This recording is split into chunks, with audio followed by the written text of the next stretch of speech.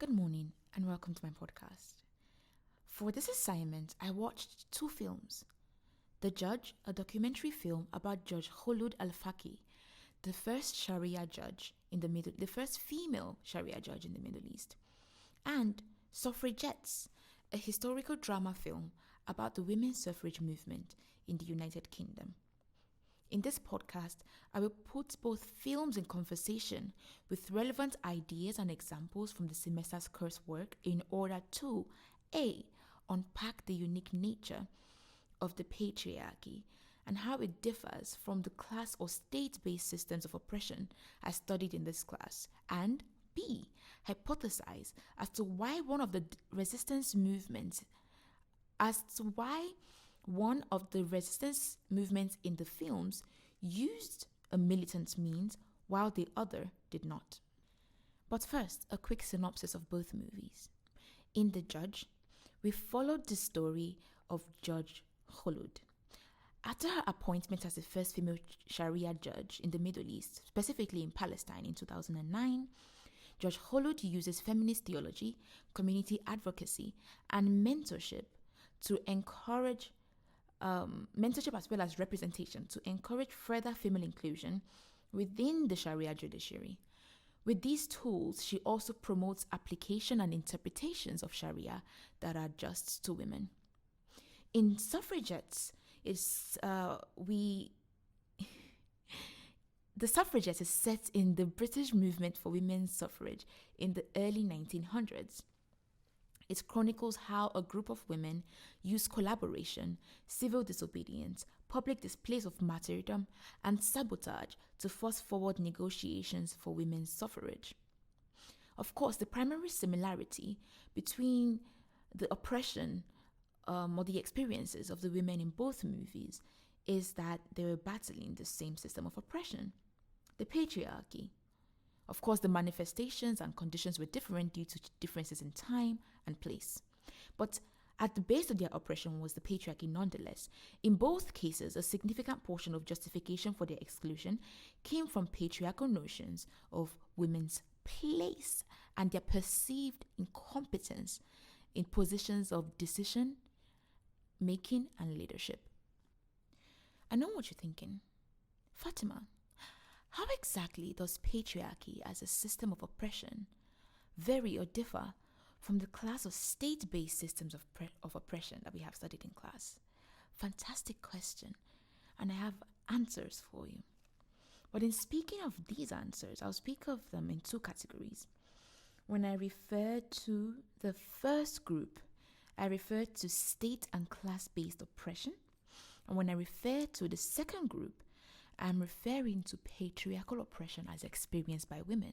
This is important to take notes to avoid repetition. First group, state and class-based. Second group, patriarchal oppression experienced by women. The first difference in the nature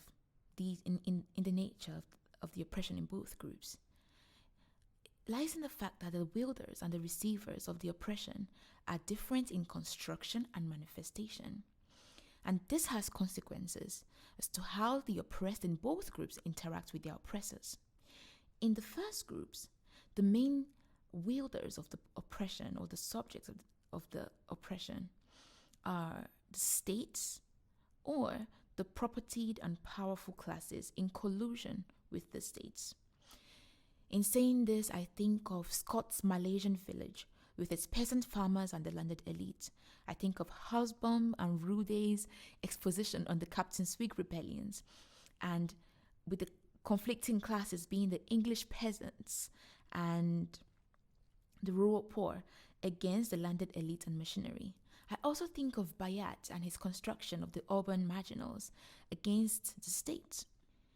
In the second group, the main wielder of oppression can be the state, but it is the state as a patriarchal entity that is localized and maintained by men in the communities, in their home. So this patriarchal entity is localized and maintained through male-loving policies, as the policies that the women in both movies were fighting against. It's localized in person through men who tend to lead society at work, in governments, but also domestically through husband, fathers, and sometimes sons. What is particularly important to note here is the role that men play as domestic representations of patriarchal authority, be it on a community or state level. And we see this in both movies. For example, giving the example of in The Judge, where it is the men that safeguard and gatekeep access to the judiciary from women. And in the Suffragettes movie, there were instances where the women who were protesting for women's rights, instead of this being punished with prison terms, were actually returned to their husbands for their husbands to restore order and maintain the status quo by enforcing their authority on the wife. So patriarchy, as a system of oppression, is uniquely intimate with the people or the subjects that is oppressed in a way that is not replicated in the first category. For this reason, women experience something I call a double oppression.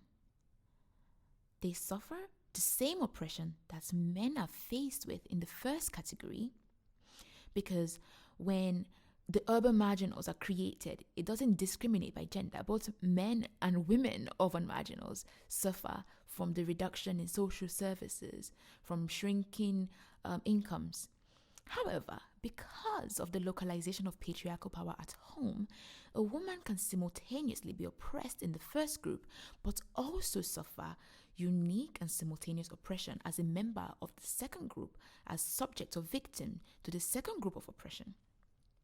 And a good example of this is the double oppression, evident in the case of the El Salvadorian women, briefly addressed in Wood's text about the El Salvadorian Civil War.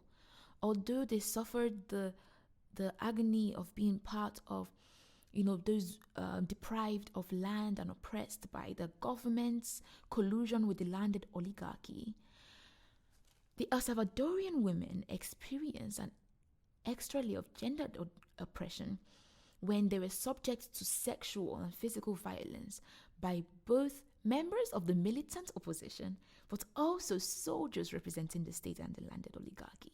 So oftentimes in situations of women's oppressions, you have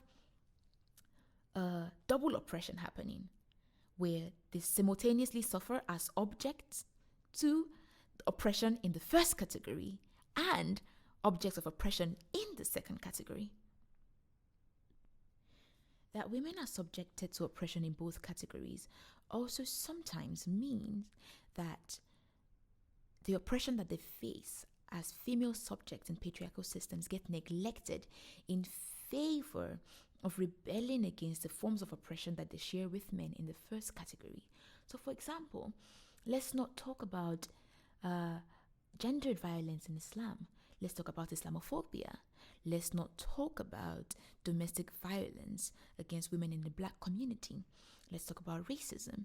So this often gives women's struggles as well a sort of second status and less legitimacy as legitimate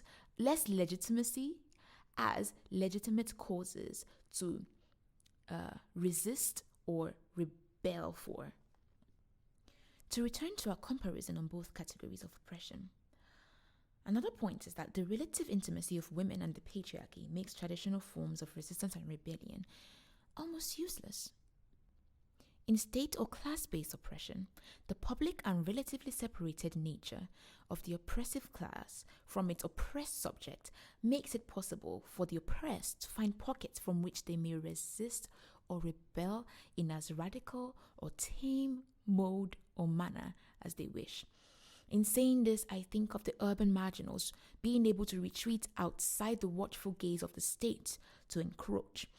I am also thinking about camped militancy and civilian collaboration in the El Salvadorian Civil War.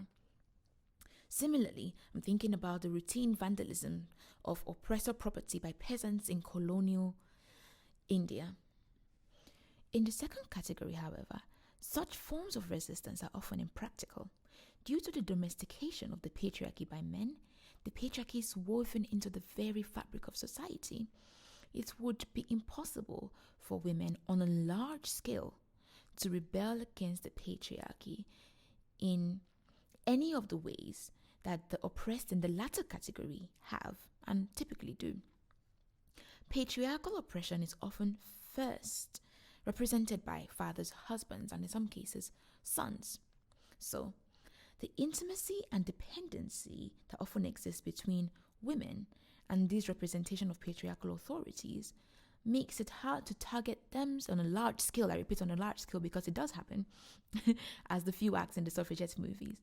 But it makes it hard to do it on a large scale because for women to vandalize your oppressor's home can sometimes and often does mean to vandalize your own home. As such, it is hard to find pockets to retreat into from where to rebel. While a few women will be able to do this, the patriarchy lives at home. There is not enough room there for large-scale female mobilization that mirrors exactly the techniques used in the latter category.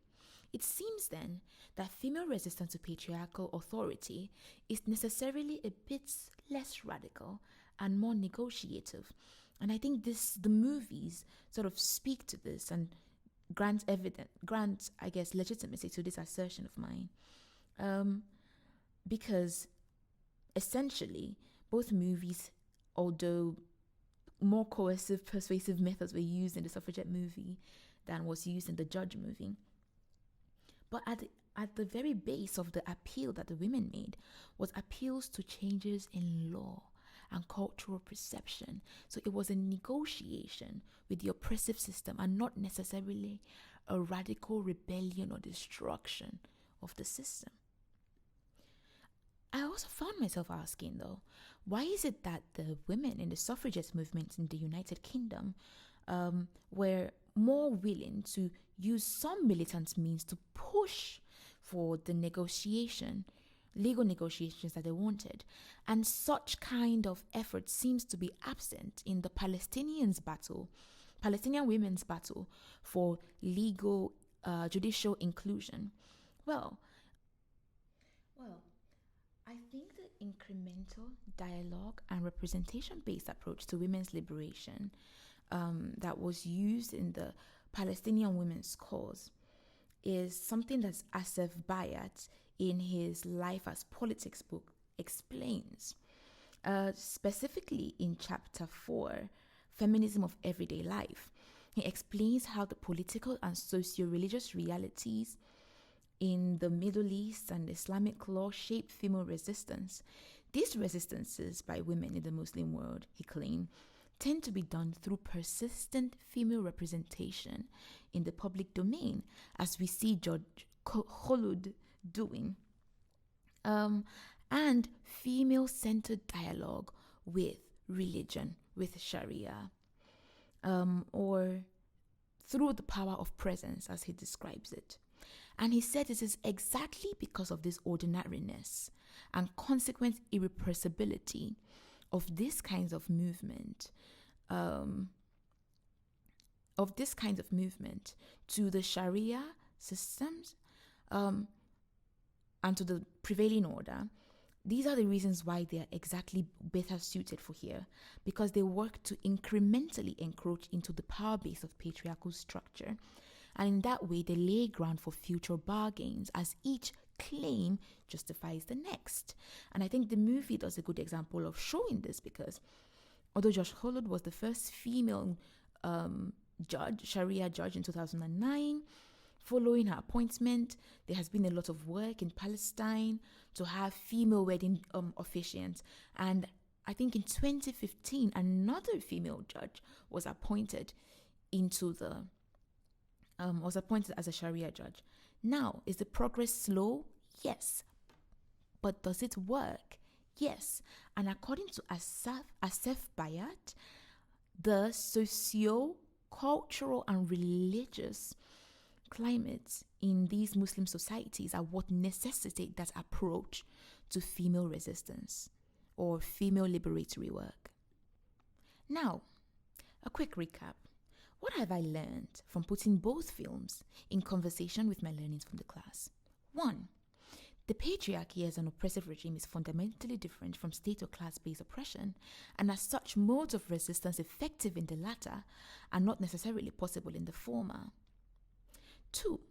women have and do take on the patriarchy, but they tend to have to find ways to negotiate with it, either by forceful induction, like the suffragettes, or culturally legitimate discourse creation, like in The Judge.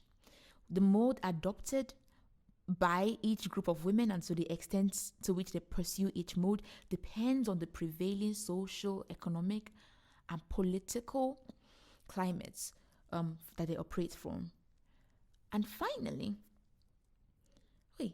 especially in the Muslim world, women's liberatory work is necessarily non-militant.